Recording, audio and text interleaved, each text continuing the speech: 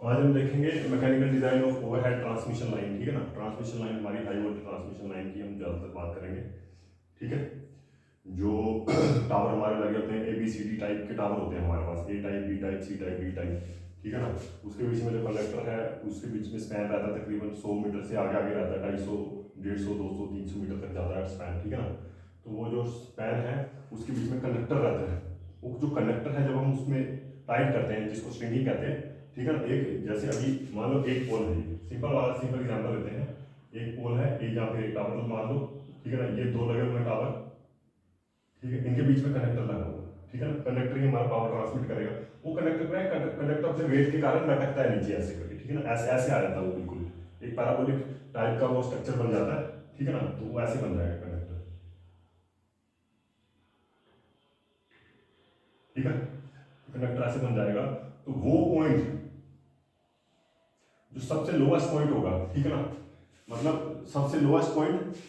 या फिर ऐसे बोल सकते हो सबसे पास वाला पॉइंट, जमीन के आसपास का सबसे जो पॉइंट होगा, उस पॉइंट से हम उस पॉइंट से उठा के और ऊपर तक जो बीच में डिस्टेंस होगा, ए और बी का जो टॉप डिस्टेंस होगा, जहां पे हमने कंडक्टर टाइट किया है और जहां हमारा मैक्सिमम कंडक्टर लटक रहा है, उन दोनों पॉइंट्स के बीच में जो डिस्टेंस है उसको बोलेंगे सैग। ठीक है ना, सैग एक तरह से हाइट मान सकते हैं। वो जहाँ जहाँ पे कंडक्टर टाइप किए, ये अभी ये same same particular plane surface की बात कर रहा हूँ मैं। ठीक है ना, प्लेन सरफेस वाली एग्जांपल ले रहे हैं हम। अगर ए से लेके बी टावर के बीच में जो लेंथ है कंडक्टर की, वो अगर एल है, तो ये जो पॉइंट है, इस पॉइंट से मैक्स जो लोएस्ट पॉइंट से लेके ऊपर वाला पॉइंट जहाँ पे कनेक्टर टाइट किया, उसके बीच में डिस्टेंस को क्या बोलेंगे, सैग। ठीक है ना, सैग एक तरह से मान लो ये मेरी बात को कंडक्टर मान लो, इसको मैंने टाइट किया है, वहां ऊपर से लेके इधर तक जो डिस्टेंस है उसको हम बोलेंगे सैग। ठीक है ना, सैग का फायदा क्या है, सैग हमारा फायदा क्या है, सैग को हमें एक minimum ground clearance height maintain करना पड़ता है जब हम स्ट्रिंगिंग करते हैं। ठीक है ना, मिनिमम ग्राउंड क्लियरेंस हमें रखना पड़ता है। नॉर्मली 6 मीटर होता है, कुछ जगह पे 9 मीटर रखा होता है मिनिमम ग्राउंड, उसको उससे नीचे नहीं जा सकते। ठीक है ना, तो जैसे हाई वोल्टेज जितनी ट्रांसमिशन लाइन है उससे नीचे ग्राउंड क्लियरेंस परमिसिबल ही नहीं है। तो एक तो उसको मेंटेन करने के लिए काम आता है। ठीक है ना, दूसरा क्या है कि जब हमारा कंडक्टर, मानो ये कंडक्टर हमने बहुत ही ज्यादा टाइट कर लिया इसको, ठीक है ना, बहुत ज्यादा टाइट कर लिया, तो जब तक टेम्परेचर डिफरेंसेस आते हैं, मान लो जैसे बर्फीले इलाके हो गए, लद्दाख हो गया, कश्मीर हो गया एरिया, वहां पे क्या बर्फ पड़ती है। ठीक है, टेम्परेचर -2 से लेके -20-30 तक जाता है। ठीक है, वहां पे क्या कंडक्टर अपने आप को खींचेगा। जब कंडक्टर अपने आप को खींचेगा, तो ये खींचेगा, ये जो सैग है ये कम हो जाती है, सैग ऊपर ऊपर चली जाएगी। ठीक है ना, एक टाइम ऐसा आएगा जब सैग बिल्कुल कम हो जाएगी, और इतनी ज्यादा कम हो जाएगी सैग कि इसको कंडक्टर को ब्रेक कर जाएगी। ठीक है ना, ये कहाँ, जहाँ पे एक्सट्रीम टेम्परेचर डिफरेंसेस आते हैं, वहां पे हमारे क्या है, ये सैग इतनी ज्यादा कम हो जाएगी कि कंडक्टर हमारा ब्रेक हो जाता है। ठीक है ना, कई बार देखा भी होगा आपने, टावर टेढ़े हो गए, कंडक्टर टूट जाता है, वो लेह लद्दाख के एरिया में टूटता है। ठीक है ना, ओवरलोडिंग से भी टूटता है, लेकिन ये वाली कंडीशन भी हमें देखनी पड़ती है। ठीक है, तो सैग हमें ये कैलकुलेशन करने में मदद देता है। ठीक है ना, सैग, अब क्या, सैग हमारा जो है कंडक्टर के टाइप पे डिपेंड करता है। ठीक है, कंडक्टर दो टावर के बीच में जो स्पैन है, उस स्पैन के हिसाब से हमें वो देखना पड़ेगा। ठीक है ना, वो उस पैर के हिसाब से सैग देना पड़ता है हमें। ठीक है ना, और मिनिमम ग्राउंड क्लियरेंस मेंटेन करनी पड़ेगी हमें। तो वो चीज सारा क्या है, मैकेनिकल डिजाइन में आता है, ओवरहेड में आता है। ठीक है ना, तो अगर सिंपल है, अगर प्लेन सरफेस है, ठीक है ना, अगर प्लेन सरफेस है, तो प्लेन सरफेस में सैग क्या होगी, सैग होगी हमारी ओमेगा, ओमेगा नहीं, WL²/8T, way W is the weight of the conductor, यहां से लेके यहां तक। ठीक है ना, वेट ऑफ द कंडक्टर पर मीटर। ठीक है ना, वेट पर मीटर के हिसाब से इसमें आएगा। लेंथ क्या है, इधर से लेके इधर तक जो लेंथ होगी कंडक्टर की, वो लेंथ होगी। तो टी क्या है, टेंशन। ठीक है, टेंशन पर मीटर के हिसाब से ली जाएगी, रेट हमारा कांस्टेंट। ठीक है, तो सिंपल सिंपल हमारी सैग अगर कोई पूछता है कितनी है, होती है एक सेम प्लेन सरफेस पे, तो ω²/8T, ये सिंपल है अगर प्लेन सरफेस है। ठीक है, अब थोड़ी सी कंडीशन हम दूसरी जाएंगे, दूसरी कंडीशन पे चलते हैं। ठीक है, दूसरी कंडीशन है, अगर हमारा जो है ये प्लेन नहीं है, प्लेन जैसे पहाड़ी इलाके हैं, जिस जिस इलाकों में हम रहते हैं, तो वहाँ पे क्या है, ये पहाड़ है ऐसे। ठीक है, तो टावर, अगर एक टावर इधर लगा, दूसरा टावर ऊपर लगेगा, तो ये एरिया क्या है, प्लेन नहीं है, ये बेसिकली स्लोप वाला एरिया। एक टावर लगा, अगर इधर लगा है टावर हमारा, ठीक है, दूसरा टावर लगा हमारा हाइट पे, ये इधर लगा। इसमें क्या सैग, इसमें क्या, इसमें सैग के चांसेस क्या है, मैक्सिमम चांस क्या है, सेंटर में आएगी सैग। ठीक है ना, अगर हवा वगैरह बर्फ नहीं पड़ रही है, तो सेंटर में इसमें चांसेस सबसे ज्यादा क्या है, सेंटर में आएगी, मतलब L/2 पे आएगी मैक्सिमम सैग। तो इसमें क्या है, सैग शिफ्ट हो जाएगी, इस साइड नीचे वाली जगह पे शिफ्ट हो जाएगी। मान लो एक टावर इधर लगा, एक टावर इधर लगा, तो सैग ऐसे आ जाएगी, ठीक है ना। इस सेंटर से एक साइड शिफ्ट हो जाएगी, तो उस डिस्टेंस को अगर मानते हैं एक्स, जहां पे सैग हमारी सबसे ज्यादा मैक्सिमम है, तो अगर ए टावर से लेके उस टावर के जहां पे सैग मैक्सिमम उसको अगर हम एक्स मानते हैं, तो जो दूसरा वाला पार्ट है उसको क्या हो जाएगा, एल माइनस एक्स, ठीक है ना। अगर इस टावर के बीच में और दूसरे टावर के बीच में अगर लेंथ क्या है, एल है, तो एक एक्स हो जाएगी, एक एल माइनस एक्स हो जाएगी, जहां पे मैक्सिमम सैग है, ठीक है। तो सैग शिफ्ट हो जाती है। तो इस केस में क्या होगा, सैग का फार्मूला क्या हो जाएगा, पहले वाले केस में क्या था, ओमेगा एल स्क्वायर बाय 80 था, ठीक है। इस वाले केस में सैग अगर S1 है, लोएस्ट पॉइंट की बात करता हूं, S1 किसके बराबर होगा, omega W x square by 2t, किसके बराबर होगा, W x square by 2t, ठीक है ना। इधर एल स्क्वायर बाय 80 था, तो इधर क्या रहेगा, एक्स स्क्वायर बाय 2t है, 8 नहीं है, ठीक है। ये चीज थोड़ी सी याद रखनी पड़ेगी आपको। तो अगर S2 की बात करता हूँ, ये वाले की, ठीक है ना, S2 सैग क्या होगी, ऊपर वाले कंडक्टर से लेके जिस सेंटर में, जहां पे कंडक्टर के बीच में जो लेंथ है, ठीक है ना, उस टावर से टावर के टॉप पॉइंट पे जहां पे कनेक्टर टाइट किया, तो जहां पे और दूसरा जहां पे मैक्सिमम सैग है, उन दोनों के बीच में जो डिस्टेंस होगा वो बनेगा S2। S2 किसके बराबर, W into L minus x का स्क्वायर डिवाइडेड बाय 2t, ठीक है। एल माइनस एक्स क्योंकि ये वाली लेंथ जो है, इसके लिए ये वाली लेंथ यूज करें, एल माइनस एक्स का square W divide by 2t, ठीक है। तो सैग का फार्मूला चेंज हो जाता है, ठीक है। जब हमारा सरफेस एक प्लेन सरफेस से उठा के हम हिली एरिया में जाते हैं, वहां पे फार्मूला हमारा अलग हो जाता है। जब हम प्लेन में omega square by 80, W L square by 80 था, तो इसमें W x square by 2t है, ठीक है। तो अब ये मैं एक्स पॉइंट अगर कोई पूछता है और एक्स पॉइंट निकालो जी, अब एक्स पॉइंट निकालने का फार्मूला क्या है, एल बाय 2, एल आ गया हमारा full length, L by 2 minus T आ गया टेंशन, एच आ गया हाइट, एच आ गया जो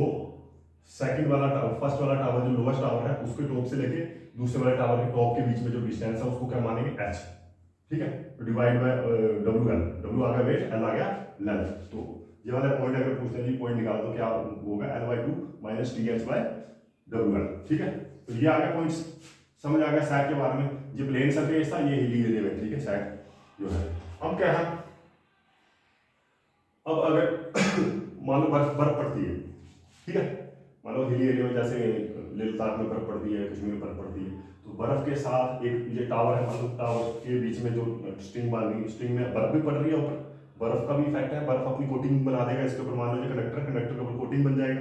क्योंकि कंडक्टर ठंडा हो जाएगा, तो ठंडे होने के बाद उसके ऊपर कोटिंग बर्फ पड़ेगी, तो वो भी कोटिंग आने लग पड़ेगी किसके ऊपर, कंडक्टर के ऊपर, ठीक है, वो कोटिंग भी आ जाएगी। दूसरा क्या है, हवाएं तेज चल रही हैं, हवाएं उस कंडक्टर को, जैसे मेरे पास कंडक्टर मानो इसके ऊपर बर्फ भी पड़ रही है, बर्फ की कोटिंग बन गई इसके आसपास, दूसरा हवा का इफेक्ट है, तो ये क्या करेगा, कंडक्टर को सेंटर में नहीं रखेगा, कंडक्टर को एक साइड घुमाएगा ऐसे करके, ठीक है ना, ऐसे करके घुमाएगा। वो वाला इफेक्ट देखने के लिए हम क्या करते हैं, ये वाला फार्मूला लगाएंगे, ठीक है। अगर बर्फ है,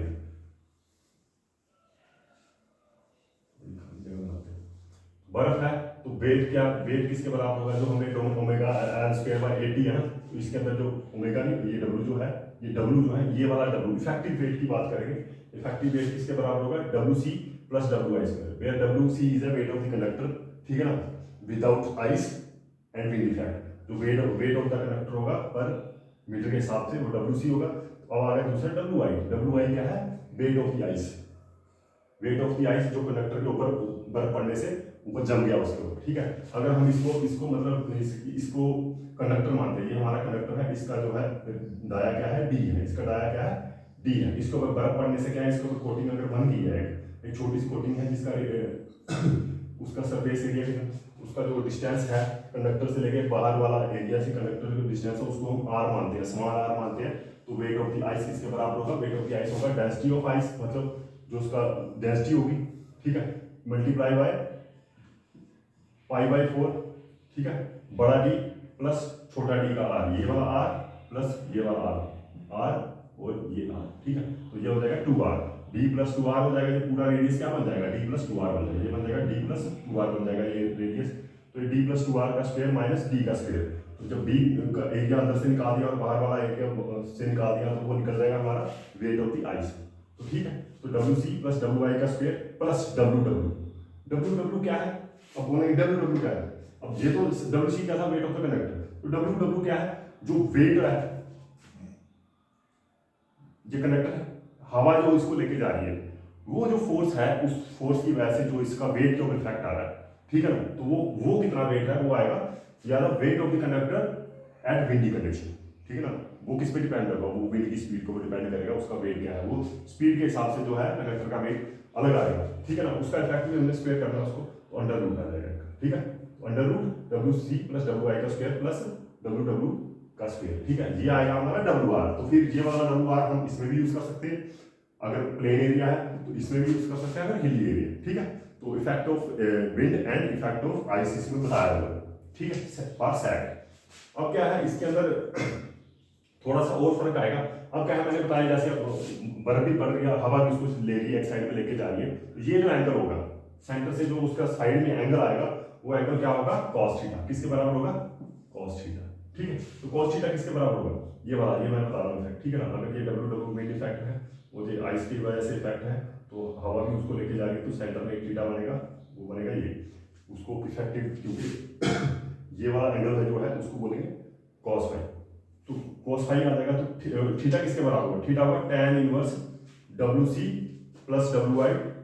W C plus W I divide by W R, ठीक है, यहाँ ये वाला एंगल और ये वाला एंगल, ठीक है, ये वाला एंगल, ठीक है, W C plus W I divide by W R का tan इनवर्स क्या होगा, वो थीटा के बराबर होगा, ठीक है, तो sec किसके बराबर हो जाएगी, W R square by 8t का cos थीटा, ठीक है, तो अगर कोई कई बार पूछते हैं क्वेश्चन की विंड इफेक्ट के कारण सैग कितने एंगल पे आएगी हमारी, तो वो उसमें कौन सा फार्मूला यूज करना है, W L square divide by 80 into cos theta, फिर थीटा की tan inverse W I plus W C divide by W R के बराबर है, ठीक है, डब्ल्यू आर क्या है, डब्ल्यू आर ये है under root W C plus W I square W, ठीक है, तो ये सारी चीजें कहाँ पे यूज होती है, ये हमारी चीजें यूज होती हैं जब हमने हाई वोल्टेज ट्रांसमिशन में स्ट्रिंगिंग करनी है, स्ट्रिंगिंग क्या है, stringing process of typing conductor between poles, ठीक है ना, तीन अगर 3 फेस लाइन है तो तीन कंडक्टर हम क्या करेंगे, खींचेंगे, उसको कितना खींचना है, कितनी सैग देनी है, वो सारी कैलकुलेशन किससे करेंगे, इन फार्मूले से हम कैलकुलेशन करते हैं, तो कई बार क्या रहता है, अभी जब काम दिया जाता है हमारे ठेकेदार को, किसी को काम दिया जाता है, बड़े बड़े कॉन्ट्रैक्टर होते हैं, उनके पास एक स्ट्रिंगिंग चार्ट रहता है, उनके पास इतना टाइम नहीं है कि ये सारी कैलकुलेशन करेंगे, ठीक है, तो इतना नहीं टाइम रहता उनके पास, और साथ में वो इतने ज़्यादा मतलब इतना ज़्यादा वो इसमें कैलकुलेशन में यकीन भी नहीं करते हैं ना, उनको आती है इतनी कैलकुलेशन करनी,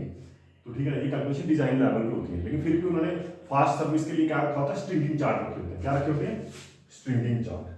ठीक है, स्ट्रिंगिंग चार्ट ऐसे जैसे हमारा ग्राफ पेपर होता है ऐसे चार्ट होता है बिल्कुल, तो ये है हमारा स्ट्रिंगिंग चार्ट, ठीक है, जिसके एक साइड क्या होगी, टेंशन इन केजी आ जाएगा, ठीक है, जो हमारा ये कंडक्टर का वेट है, ठीक है ना, पर मीटर के हिसाब से जो वेट होगा वो होगा, ठीक है ना, वो टाइप ऑफ कंडक्टर पर डिपेंड करेगा, पैंथर है, मूस है, रैबिट है, ये अलग अलग टाइप के कंडक्टर के नाम है, तो उसकी वेट के ऊपर डिपेंड करेगी टेंशन, दूसरा क्या है, ये सैग, और तीसरा क्या है, टेम्परेचर, मैंने जैसे आपको बताया कि टेम्परेचर डिफरेंस के कारण क्या है, कंडक्टर टूट भी जाता है, उसके ऊपर डिफरेंसेस आते हैं टेम्परेचर के कारण, ठीक है ना, कंडक्टर के ऊपर भी, तो उसके टेम्परेचर के हिसाब से और टेंशन के हिसाब से हमें सैग ऑटोमेटिकली इस साइड में मिल जाएगी, दूसरी वाली साइड में, ये क्या लिखा हुआ है, सैग इन मीटर्स, 1 2 3 4 5 6 7 8 9 10 जितना भी होगा अलग मीटर है, ठीक है, तो ये सैग टेम्परेचर और टेंशन के हिसाब से जो है हमें सैग मिल जाती है किसमें, स्ट्रिंगिंग चार्ट में, ठीक है, स्ट्रिंगिंग चार्ट किस में यूज होता है, ये इरेक्शन और स्ट्रिंगिंग में यूज होता है, ठीक है, तो यही था हमारा, और थोड़ा सा ओवर हेडलाइंस में क्या रहता है, अब जैसे हमने ट्रांसमिशन की है,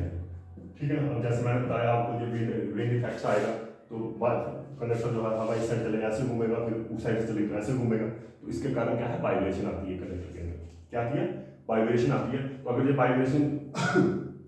जो छोटी मोटी वाइब्रेशन है, एक होती है बिल्कुल छोटी छोटी वाइब्रेशन, ठीक है, उसमें ज़्यादा उसको रोकने के लिए क्या यूज करते हैं, डैम्पर्स यूज करते हैं, अगर ये कंडक्टर है हमारा, कंडक्टर के दोनों एंड्स पे डैम्पर रहते हैं, डैम्पर क्या है, एक सिंपल सा वेट होता है जो कंडक्टर के लटकाया था, ये हमारा जो कंडक्टर है इसके साइड में वेट होता है, इसके ऊपर और वेट होते हैं, ठीक है ना, कई बार सिंगल डैम्पर होता है, कई बार दो डैम्पर होते हैं, कई बार 3 डैम्पर लगाए जाते हैं, डैम्पर क्या है, सिंपल सी कॉइल होती है, उसके साइड में वेट होते हैं, तो ये अगर कंडक्टर है, मेरा बाजू कंडक्टर है, तो एक इस कोने में जहाँ पे टावर स्टार्ट होता है,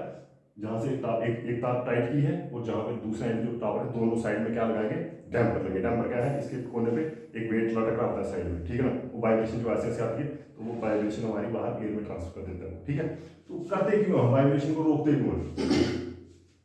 वाइब्रेशन रोकते इसलिए हैं, अगर वाइब्रेशन जो कंटिन्यूसली रहेगी तो 5-6 महीने के बाद, 7-8 महीने के बाद जो हमारा जॉइंट है, क्योंकि हमने जो साइड में जो कंडक्टर जो टाइट किया होता है, ये हमारा टाइट होता है, हाइड्रोलिक प्रेस से हम टाइट करते हैं कंडक्टर, ठीक है ना। तो ये कंडक्टर हमारा अगर कंटिन्यूसली वाइब्रेशन रहेगी तो कंडक्टर हमारा ब्रेक हो जाएगा, कोने से ब्रेक हो जाएगा। तो हमारा जो इतना पैसा खर्च किया हुआ है, जो इतनी ह्यूमन लेबर लगाई है हमने स्ट्रिंगिंग करने में, वो सारा का सारा जो उसकी लाइफ है